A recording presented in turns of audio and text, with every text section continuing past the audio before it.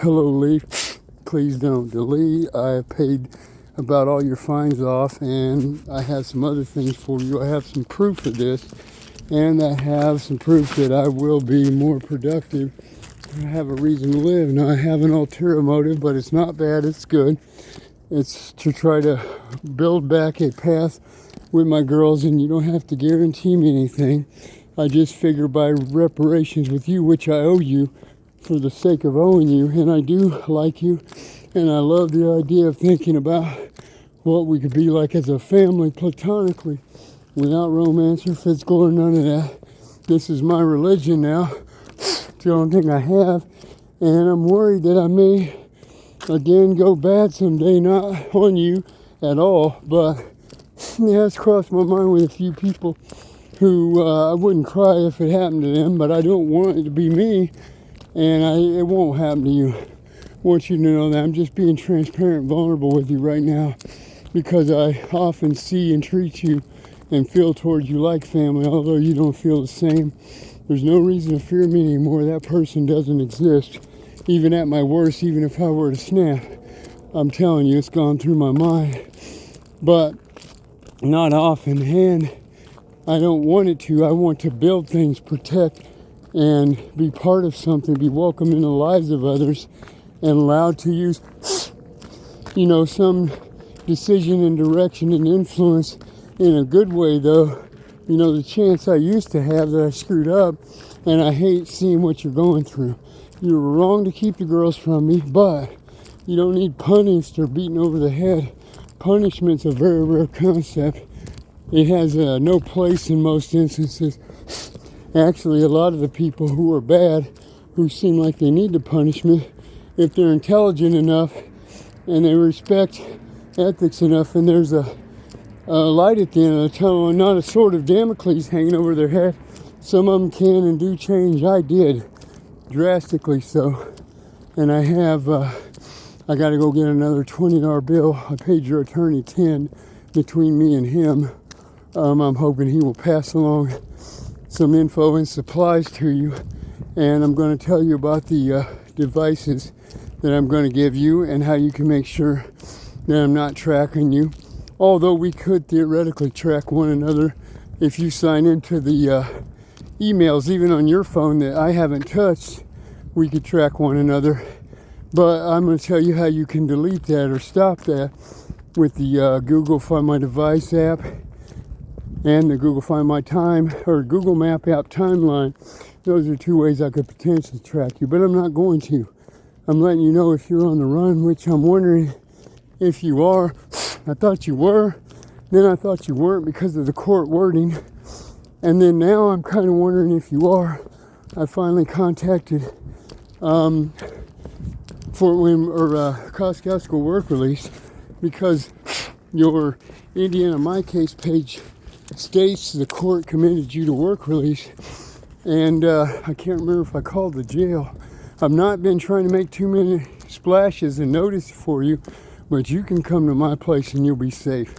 I know you don't believe that, but it's true. I'm in your corner. You can bring a guy, a girl, both. As a matter of fact, I figure I'll probably have to leave for a while. I don't believe you'll be able to tolerate living there with me. You won't be comfortable. But I expect you to communicate after. If you come in there and you're disheveled and you're not in any shape, then you're not in any shape.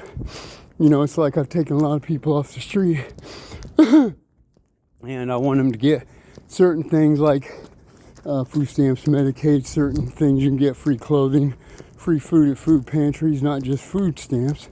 Also, if you got food stamps, be careful. They can rip you off. They put a thing over top of the slider and you can't tell, and don't let people have your number, even the clerk. They need to stop that shit because a lot of people up here got ripped off about a month ago. I was one of them, and I'm 99.9% sure you didn't do it. And I've told you before, I wanted you to use my resources, whether it's that or Medicaid, which is 101-758-104-099 is my number, 1305 High Street, Apartment 2, Fort Wayne 46808. That's my address. My main phone number is 219-955-3929.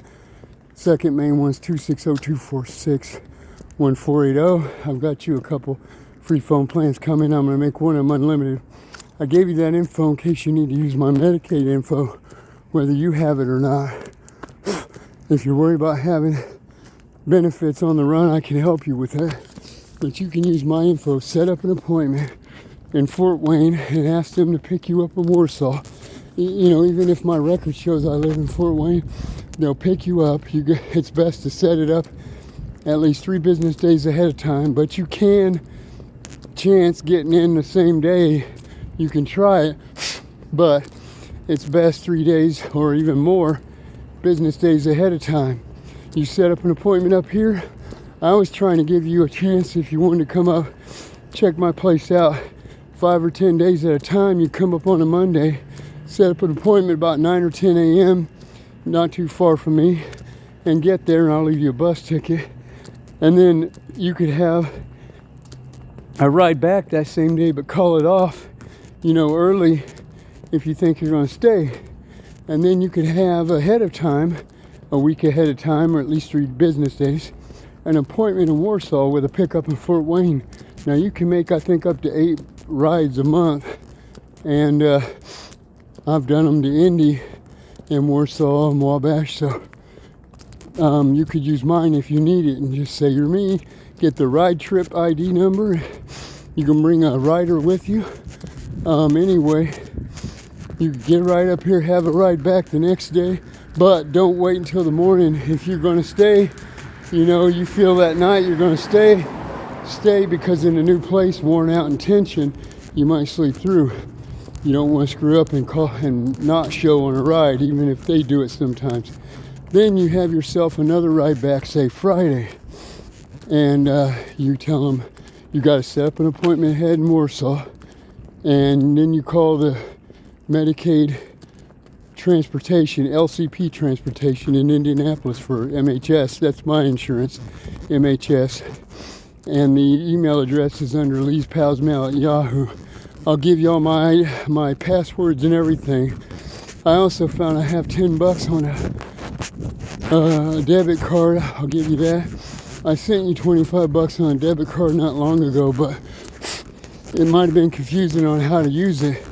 And then I saw a week later you hadn't, so I went ahead and used it.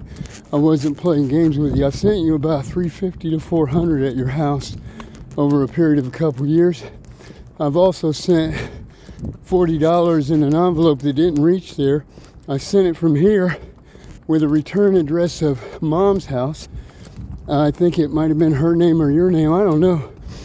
But I also sent a letter to the clerk of the court, 121 Lake Street in Warsaw at the courthouse, for your fines. That was the beginning of last year, and March maybe, could have been a month, either side of March.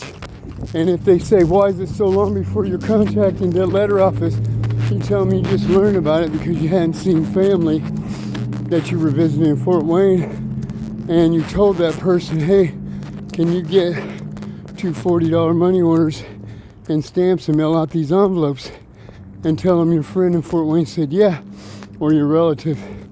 And you didn't know that they had mailed them out until you were talking and say something about you had a bill or something, and you noticed it later after some civil proceedings. I don't know.